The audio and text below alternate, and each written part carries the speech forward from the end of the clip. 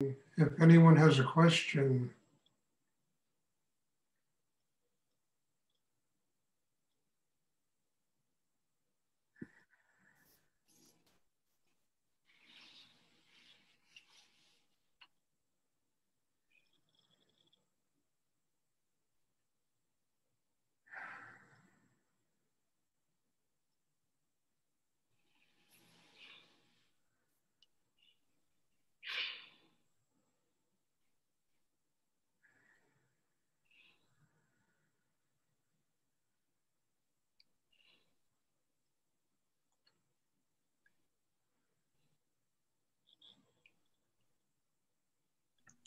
Stuart, I have a question about translating the practice into actions in our daily life.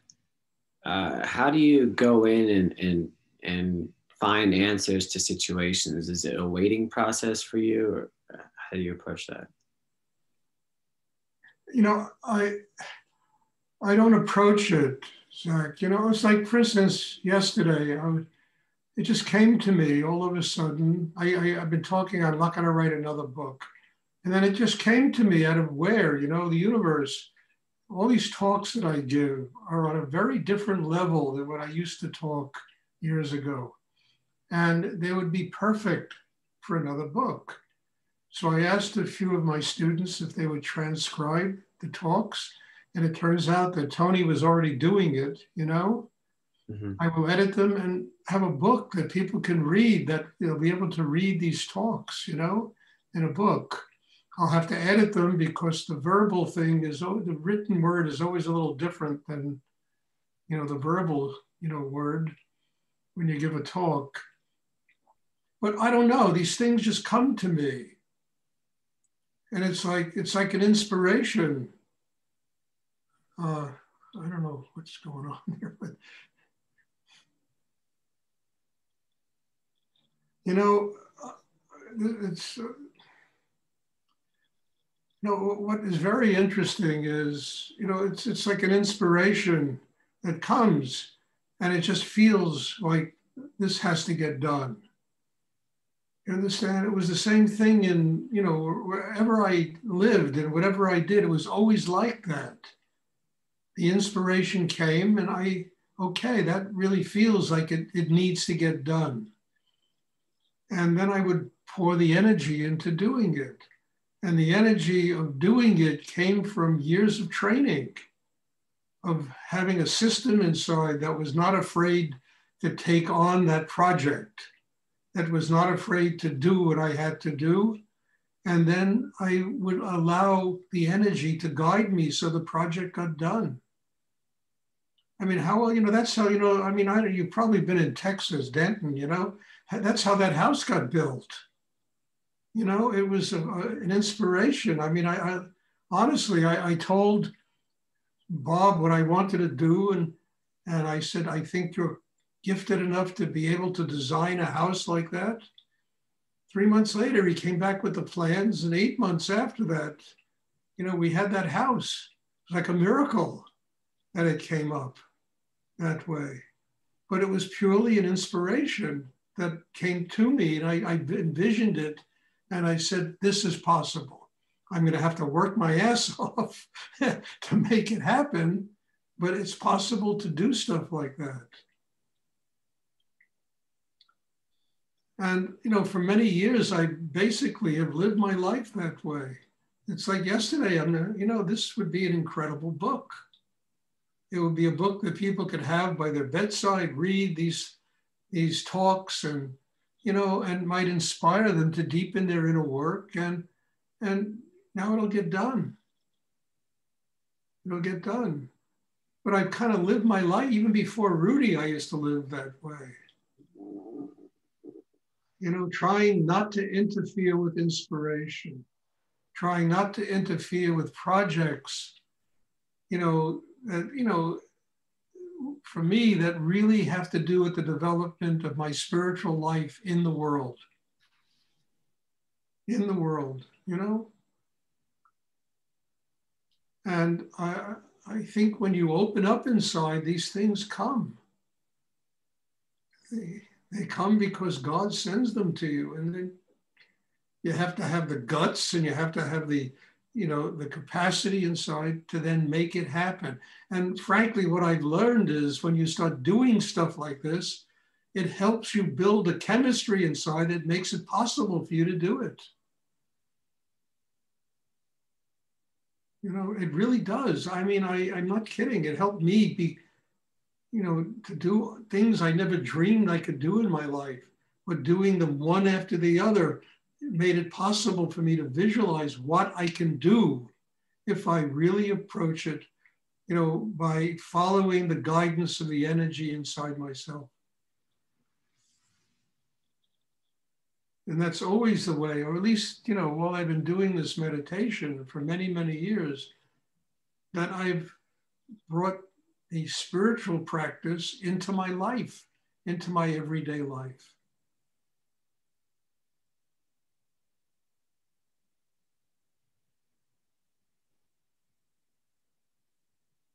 I remember we had this statue of Rudy. I'm sure you all, I don't know how many have seen that statue, but I mean, the project was like, I became like a midwife. The artist, it took almost years of nurturing him to help him give birth to that statue. It really was true. That's how that statue came into being. I was like a midwife. The artist was giving birth. The same thing with Bob in that house.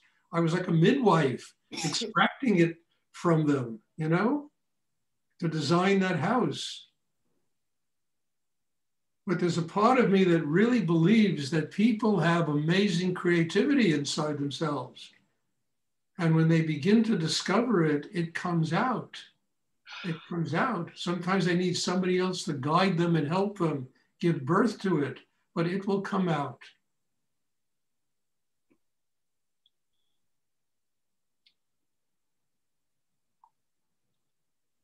Thank you. You're welcome. Just out of curiosity, are you talking about the bronze Rudy up in Big Indian or the marble down in Denton? No, it's a bronze that no, it's another statue of Rudy that right now is in Portland or in Eugene, Oregon. And I used to have it in my house, and then I sent it out there, and it's a different statue. Actually, it's that one in Big Indian.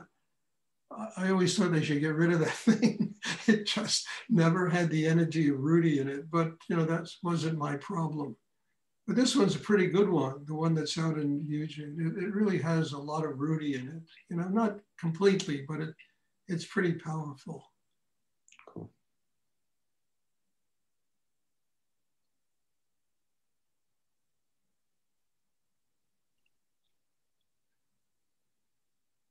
So, that's basically how you take the spiritual thing and you make it into something that becomes part of your life, very practical way of living. And it's in everything, in your family, you bring that spiritual energy in terms of compassion, love, listening to people. That's a very spiritual thing, just being able to listen to people who are close to you. And they're going to have all kinds of divergent ideas and things you don't agree with, but listen, let them be. Let them explore their lives. I mean, I told you what happened with my daughter. I came here figuring I'm going to teach her this meditation and train her. And then I realized she needs something else. I began to listen to her, what she needed. And from that point on, miracles started happening. Really, I'm talking miracles. A major corporation, called her up, and they're giving the 5th interview for her to become the assistant to the CEO, the CFO of this major corporate. I mean, it was incredible, and all turned around when I started listening to what her real needs were. And now she comes to me and she wants to meditate. If I get involved in this world, she said, I got to get very strong, and I need to learn how to do this deep meditation. So it all comes back. You understand? It all comes back. But all of that is part of making these classes practical into something that is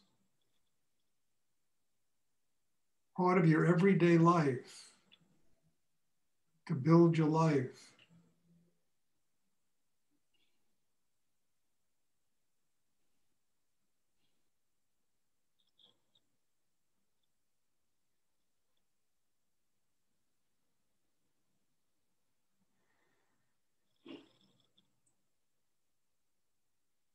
I mean, years, ago, I started writing these novels, this fiction, and that's really hard to write, much harder than writing a nonfiction book.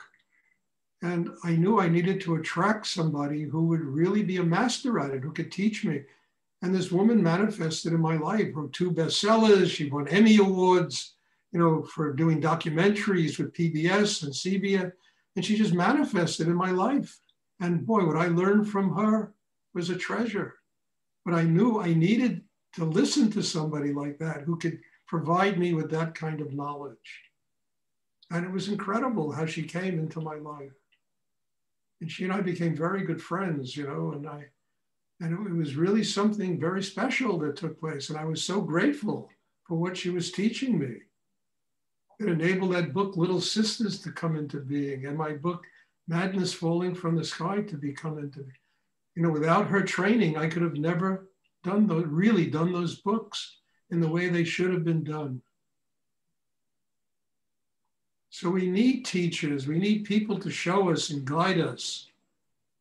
And we attract them when we are ready for them to come into our lives. On all levels, not just gurus and spiritual things, but on every level,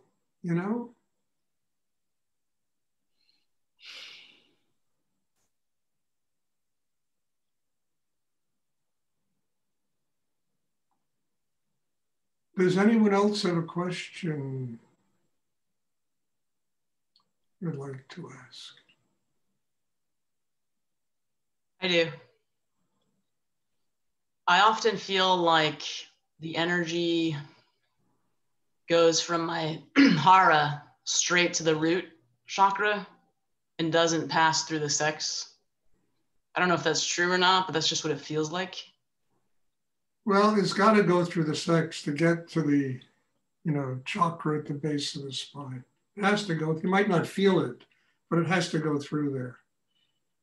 And then eventually, as it continues, then eventually it opens up and you begin to experience the power of Tantra, the power of, union of male, female, what takes place in the sexual area.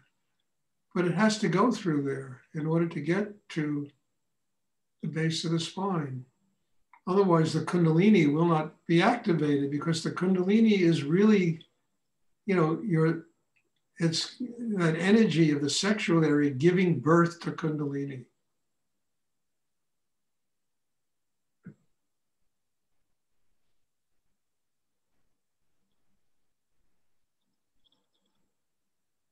So don't worry about it, because it's going through the sexual area. And then eventually it'll become a very powerful energy for you as that chakra really wakes up, and opens and allows you to experience that kind of thing. Does anyone else have a question they would like to ask?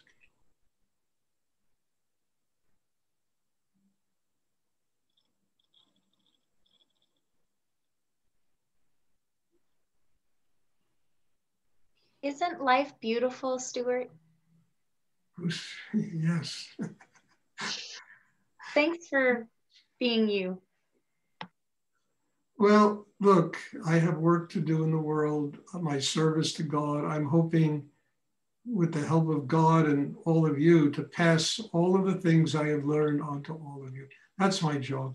My job is not to be a swami, a guru, it's to pass on this incredible thing that I learned from Rudy, as purely and as simply and as directly as I can possibly, without any of the ritual and, all the other stuff that goes on in spiritual practice, as a direct transmission from him to me to all of you.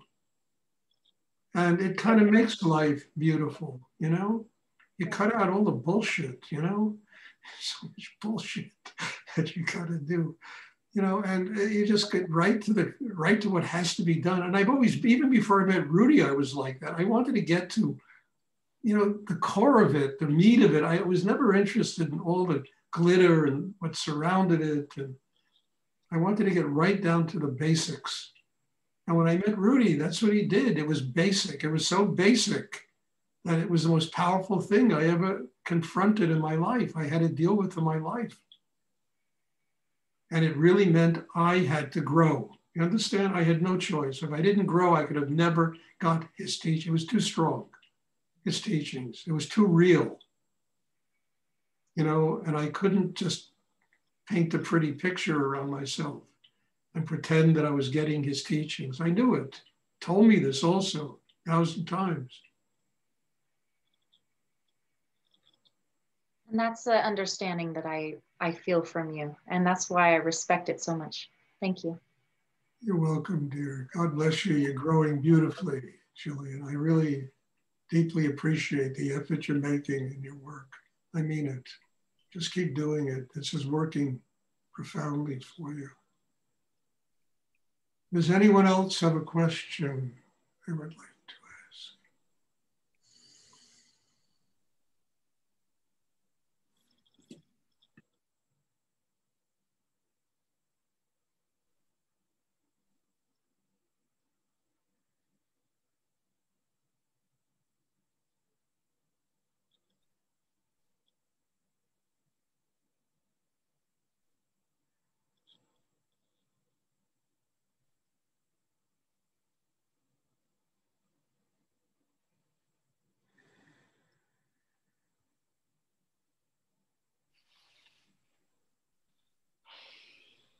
Stuart, can you hear me? Yes. I'm not sure if I understood this right. Rudy mentioned something in his book about that he never even completes a thought. He takes his thoughts into his heart and into the root chakras. Can you talk about that a bit?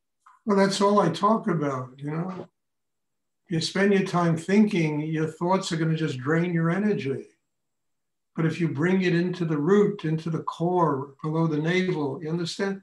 It will build your energy. It'll open that chakra where the chi is, the power is inside you. So why spend your time just kind of doing, like thinking about spirituality? I think it's like spiritual masturbation, We need to go to the core, to the root. So instead of thinking these things out, you bring the energy down. That's the first thing he ever taught me. The day he showed me the exercise in his store, when he asked me to come back, and that was the first thing he taught me, bringing the attention and focusing it right below the navel. Because if you sit and think about anything, it just drains your energy out of you. I mean, you sit and think for an hour, you'll get much tireder than if you dig a ditch for an hour.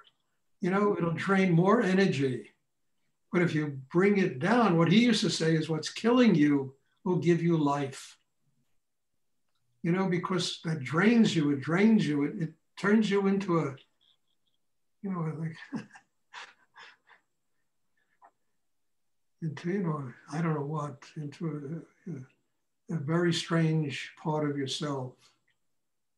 It's like you're flayed almost. You flay yourself, But if you bring it down, it opens that, it gives you that strength.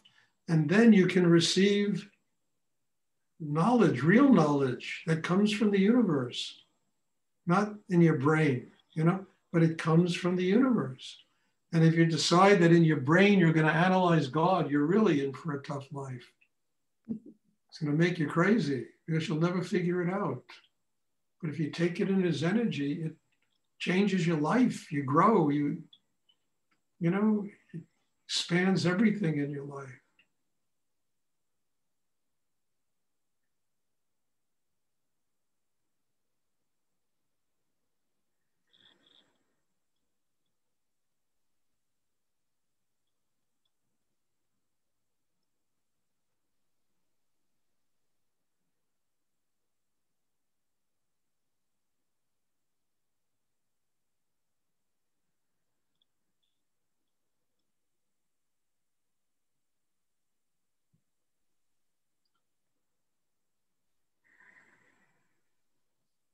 Does anyone else have a question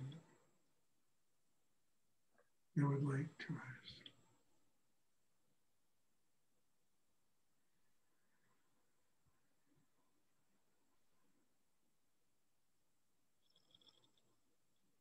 Okay, then there'll be meditation on Sunday. We have to celebrate Sunday. It's Rudy's Samadhi.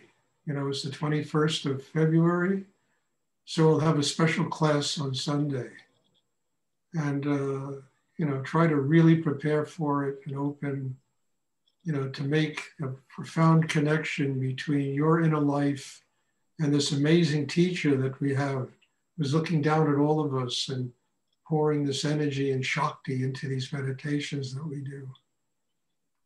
So Sunday is that. Also, Sunday is the end of Mercury in retrograde. Thank God. The end of my 24th of January to the 21st of February ordeal I go through every year.